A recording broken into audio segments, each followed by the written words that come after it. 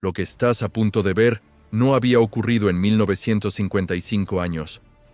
Pero hoy, por primera vez desde la destrucción del segundo templo, ese silencio que cubría el monte del templo se rompió.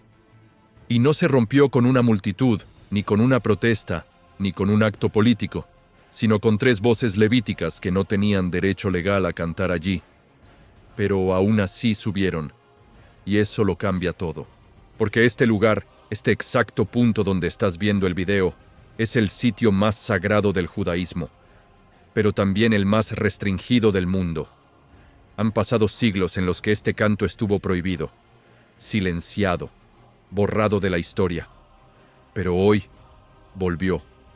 Y aquí viene lo fuerte. No volvieron cantando en el muro de los lamentos. No volvieron en una ceremonia oficial. Volvieron en el monte del templo, el lugar donde, según la profecía, se levantará el tercer templo. Esto pasó ayer, pero por lo tanto ahora todos nos preguntamos, ¿es coincidencia? ¿O estamos presenciando el cumplimiento de algo que se había anunciado miles de años atrás? Si esto es lo que imagino, prepárate, porque este video no es noticia, es señal. Lo único que te pido a cambio es dar clic en el botón de suscribirse. Antes de entrar de lleno en lo que ocurrió ayer, déjame darte el marco bíblico. Porque sin esto, el evento parecería solo un gesto simbólico. Pero cuando lo miras desde la Biblia, cambia completamente. En la Escritura, los levitas no eran un coro cualquiera. No eran músicos talentosos que se ofrecían voluntariamente. Eran un llamado, un mandato, una responsabilidad espiritual heredada por sangre. Crónicas nos dice que el rey David organizó a los cantores levitas, y que ellos profetizaban con liras, arpas y címbalos. No solo cantaban, liberaban palabra, juicio, esperanza y presencia de Dios a través de la música. Pero después llegó la destrucción del segundo templo, y por lo tanto todo lo que pertenecía al servicio diario se detuvo. El canto se apagó, el sacrificio se detuvo. El sonido que acompañaba la adoración dejó de escucharse. Y aquí está lo profundo. La Biblia enseña que los sacrificios sin el canto levítico eran considerados incompletos. Por lo tanto, el silencio de estos casi 2000 años no fue solo histórico, fue espiritual. Ahora piensa en esto. El primer templo fue destruido. El segundo templo fue destruido. Los levitas quedaron dispersos por el mundo, pero aún así, su linaje sobrevivió. Sus nombres se conservaron. Sus funciones se recordaron. Era como si Dios guardara algo, esperando el momento exacto. Y ese momento, ayer, se encendió otra vez, justo en el lugar donde todo comenzó. Ayer, mientras Jerusalén seguía su rutina como cualquier jueves, algo completamente inesperado ocurrió en el punto más sensible y más disputado de toda la tierra. El monte del templo. Ahí, donde normalmente reina un silencio tenso, donde cada paso está vigilado, donde cualquier movimiento fuera de lo permitido puede encender un conflicto internacional. 3 hombres subieron. No eran turistas, no eran activistas, no eran políticos, eran levitas, levitas reales, herederos del linaje de Leví. Y aquí es donde la historia se vuelve casi increíble. Ese lugar, por ley, les prohíbe cantar. Pueden caminar, pueden observar, pero no pueden cantar. No pueden orar en voz alta. No pueden expresar adoración abiertamente. Por lo tanto, lo que ocurrió ayer no solo fue inusual, fue histórico. Los testigos hablan de un silencio extraño, como si el aire mismo estuviera conteniendo la respiración. Y de repente, esas 3 voces comenzaron a elevarse. No con gritos, no con desafío, con reverencia, pero también con autoridad espiritual, como si algo que estaba dormido hubiera despertado. Mientras ellos cantaban, la gente alrededor quedó paralizada. Algunos grabaron, otros lloraron, otros simplemente no entendían lo que estaban presenciando, pero sentían que algo no era normal. Recuerda esto, desde el año 70 después de Cristo, ese canto no sonaba ahí. Casi 2 milenios. 1955 años de un silencio que parecía absoluto. Pero ayer, Ese silencio se rompió. Y lo más fuerte de todo es esto. Los levitas mismos dijeron que sintieron que estaban cumpliendo parcialmente su sueño. No un acto político, no un acto turístico, un acto profético. Subieron a cantar el Salmo del Día, justo donde, según la tradición, volverán a desempeñar su función plena cuando el tercer templo sea levantado. Lo que pasó ayer no fue un accidente, fue un mensaje. Y el mundo entero lo está ignorando. Menos tú, que estás viendo esto ahora mismo. Según un reciente informe de Israel 365 News, varios testigos presenciales aseguraron que la actividad registrada en el Monte de los Olivos no es un evento aislado, sino parte de una serie de señales que para muchos parecen encajar con antiguas profecías bíblicas. El artículo comienza relatando cómo grupos de residentes y peregrinos afirmaron haber sentido una vibración inusual en el terreno, seguida de movimientos en la superficie que generaron preocupación y asombro al mismo tiempo. Sin embargo, lo más llamativo no fue el fenómeno físico, sino la reacción inmediata de rabinos y líderes religiosos, quienes no tardaron en interpretarlo desde una perspectiva espiritual. Israel 365. News recoge declaraciones de un reconocido rabino que afirmó que estos acontecimientos podrían ser los primeros susurros de un cambio mayor, y aunque evita hacer afirmaciones absolutas, insiste en que el Monte de los Olivos siempre ha sido un escenario señalado para momentos cruciales. El rabino explica que, en la tradición judía, este lugar tiene un papel central en la revelación futura, y que cualquier alteración en su geografía genera una enorme atención espiritual. La noticia también cita a un geólogo local que intenta dar una explicación natural.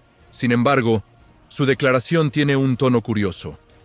Aunque menciona posibles desplazamientos tectónicos menores, admite que no existen datos recientes que expliquen completamente lo observado.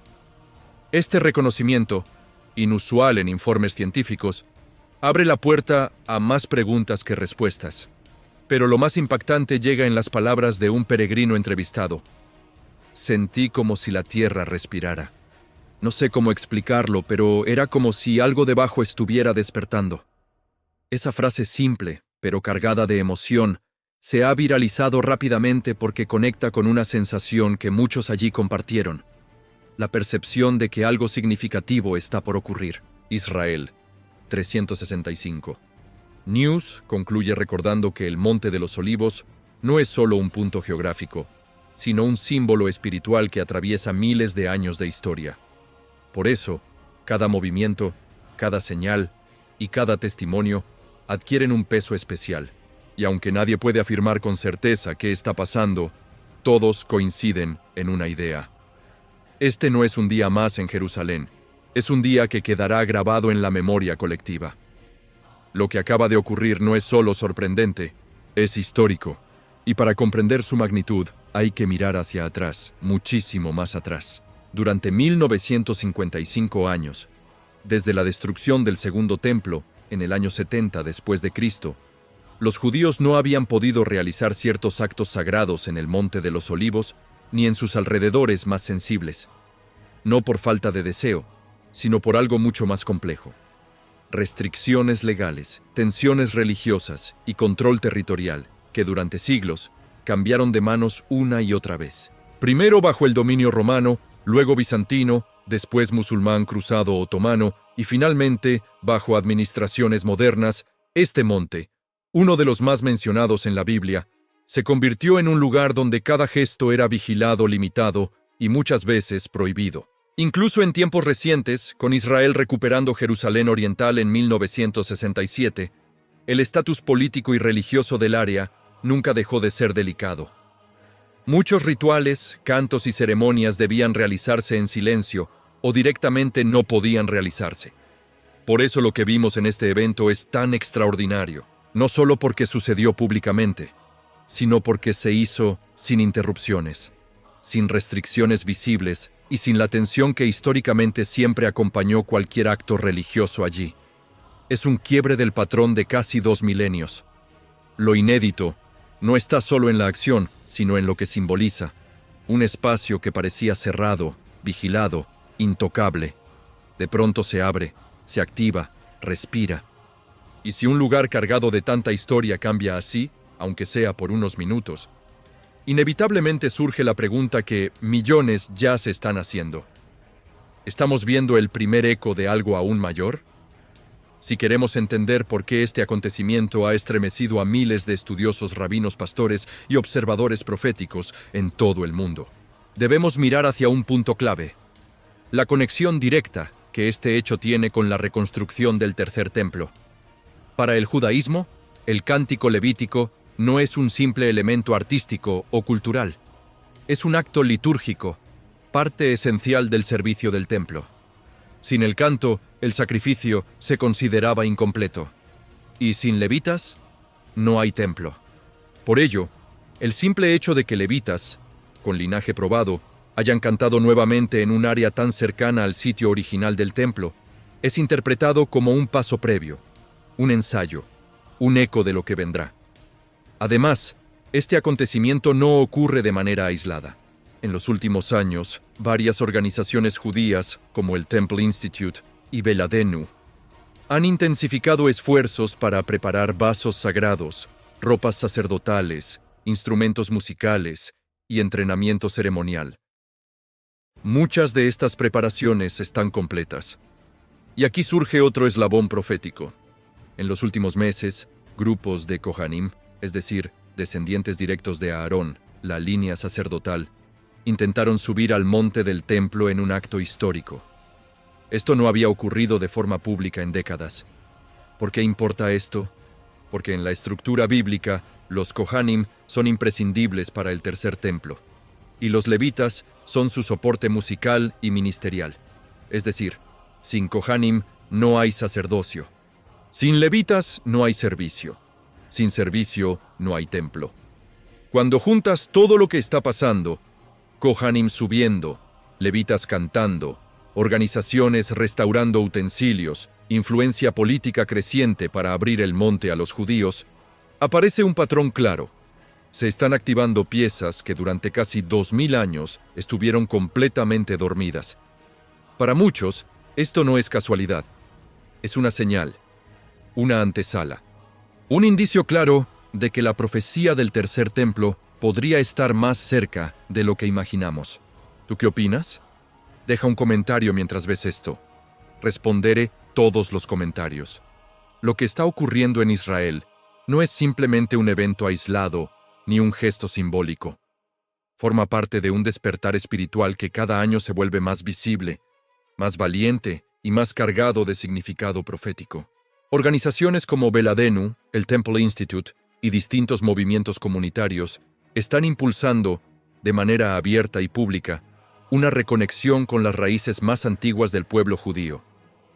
Beladenu en particular ha asumido un papel crucial: facilitar actos que rompen el silencio religioso en el monte del templo, crear espacios de participación ciudadana, promover actividades educativas y, sobre todo, animar a que los judíos recuperen de forma respetuosa un lugar que consideran suyo desde tiempos bíblicos. Lo sorprendente es que no solo adultos o líderes religiosos están involucrados en este despertar. También jóvenes levitas, muchos de ellos entrenándose para los futuros servicios del templo, están dando pasos públicos que hace apenas 10 años habrían sido impensables. Estos jóvenes ven la profecía no como algo lejano, sino como una realidad viva, una historia que se está escribiendo en su propia generación. Para muchos, este conjunto de movimientos marca algo más profundo: una nación que, después de casi 2 milenios de dispersión, silencio y limitaciones, está recuperando su identidad espiritual y avanzando, con cautela pero con determinación, hacia la restauración de lo que sus profetas anunciaron. Dentro del vasto cuerpo de enseñanzas rabínicas, hay una afirmación que sobresale por su misterio, su peso profético y su profundidad espiritual. Es la enseñanza atribuida al Gaón de Vilna, uno de los sabios más influyentes del siglo XVIII, conocido por su precisión en la interpretación de la Torá y por su visión espiritual adelantada a su tiempo. El Gaón decía que la música del templo sería el último secreto en revelarse antes de la llegada del Mesías. Esto siempre ha desconcertado a los estudiosos. ¿Por qué la música? ¿Por qué no los sacrificios, la construcción o la proclamación? Pero según la tradición, la música de los levitas no era solo arte, era un puente entre el cielo y la tierra, un acto que acompañaba a las almas hacia la presencia divina. Esa música tenía un propósito profético, una vibración espiritual que mantenía vivo el latido del templo. Y aquí viene lo sorprendente. Después de casi 2000 años sin escucharse en el monte del templo, ese sonido ha regresado. No en ceremonias privadas, no en recreaciones históricas, sino en el mismo lugar donde el Gaón de Vilna habría esperado que reapareciera. Para muchos rabinos, este hecho no es casualidad. Es un eco, una señal, un recordatorio de que los secretos se están revelando y que el reloj profético sigue avanzando. Para entender la magnitud de lo que vimos en el monte del templo, hace falta comprender quiénes son realmente los levitas. No son un grupo improvisado, ni una orden moderna. Son un linaje ancestral, un pueblo dentro del pueblo, separados por Dios mismo para servir en el templo desde los días de Moisés. Su identidad no depende de una inscripción, de un título o de un certificado. Se transmite de padre a hijo, como un ADN espiritual que pasa de generación en generación. Los levitas estaban encargados de funciones esenciales: custodiar el templo, cuidar los utensilios sagrados, asistir a los sacerdotes y, sobre todo, cantar. Su música no era entretenimiento. Era adoración, era profecía, era parte indispensable de los sacrificios. Sin su canto, el servicio del templo se consideraba incompleto. Lo más impresionante es que, incluso en el exilio, los judíos conservaron este linaje. Muchos lo llevan en sus apellidos, en sus tradiciones familiares, en la forma en que son presentados en la sinagoga. Ser levita significa ser un acompañante, alguien cuyo propósito es acercar a otros a Dios. Por eso es tan poderoso que hoy, después de milenios, estos descendientes sigan sabiendo quiénes son y vuelvan a cantar justo donde sus antepasados lo hicieron. El monte del templo no es solo un punto espiritual, es el kilómetro cero de las tensiones geopolíticas en Medio Oriente. Cualquier gesto allí, por pequeño que parezca, tiene un efecto inmediato en la comunidad musulmana, en el gobierno israelí, en Jordania y en todo el mundo que sigue este conflicto de cerca. Por eso este cántico levítico no fue un acto espontáneo. Probablemente fue permitido, mediado o negociado de alguna manera. Nada en ese lugar ocurre porque sí. Para los musulmanes, el monte es el Haram al-Sharif, el tercer sitio más sagrado del Islam. Y durante décadas han visto cualquier expresión religiosa judía en esa explanada como una amenaza a su control y a su identidad religiosa. Por eso, que 3 levitas suban a cantar un salmo rompe un límite silencioso que llevaba siglos intacto. No es una declaración bélica, pero sí es un gesto simbólico potente, porque demuestra que el monopolio islámico sobre la expresión religiosa, allí, está empezando a resquebrajarse. Esto podría abrir la puerta a nuevas tensiones, o por el contrario, a nuevos acuerdos, dependiendo de cómo reaccionen las comunidades. Pero una cosa es segura: este acto ha movido las líneas rojas del lugar más sensible de todo Israel. Y cuando allí se mueve algo, el mundo entero lo siente.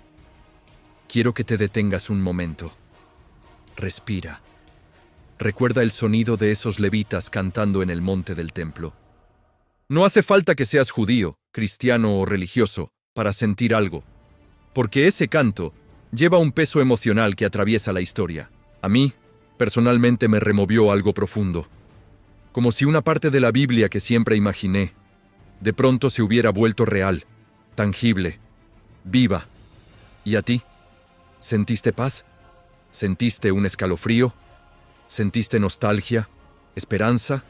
¿O quizá una mezcla de todo? No te lo guardes. Escríbelo en los comentarios, porque quiero leerte. A veces Dios nos habla a través de cosas pequeñas. Otras veces nos habla con cantos que se escuchan después de 2000 años de silencio. Y cuando eso pasa, no es casualidad. Cuéntame, ¿qué despertó en tu corazón al escuchar ese cántico? Familia, quiero hablaros con total sinceridad. Si este contenido te ha emocionado, si has sentido que algo dentro de ti se despertó al ver a esos levitas cantar después de casi 2000 años, entonces te pido que formes parte activa de esta comunidad. Tu me gusta no es un simple clic. Ayuda a que este mensaje llegue a miles de personas más. Y créeme, hoy más que nunca necesitamos que estas señales proféticas se compartan y se comenten. Escríbeme abajo desde qué país me ves, qué sentiste al escuchar esos cánticos y si crees que esto tiene un significado espiritual para nuestros tiempos. Me encanta leerte, y vuestros comentarios construyen un espacio donde todos aprendemos juntos. Y si puedes compartir este video, muchísimo mejor. Cada gesto tuyo mantiene vivo este canal y me ayuda a seguir trayéndote contenido como este. Cuando vemos noticias como esta, es fácil emocionarse, sorprenderse o incluso asustarse un poco. Pero quiero que bajemos todo esto al corazón, porque detrás del canto de 3 levitas, en el monte del templo, hay una enseñanza espiritual enorme para nuestra vida diaria. Primero, Dios no se olvida de sus promesas. Pueden pasar décadas, siglos, milenios, pero lo que Él dijo, lo cumple. Ese canto después de casi 2000 años es un recordatorio vivo de que el cielo no se apresura, pero nunca llega tarde. Segundo, Dios siempre está restaurando. Aunque veamos un mundo roto, dividido y en tensión, Él sigue levantando señales, pequeñas y grandes, para mostrarnos que su plan sigue intacto. Si Dios puede restaurar un cántico perdido en el lugar más disputado del planeta, también puede restaurar lo que tú creías imposible en tu vida. Tercero, cada señal apunta hacia algo mayor.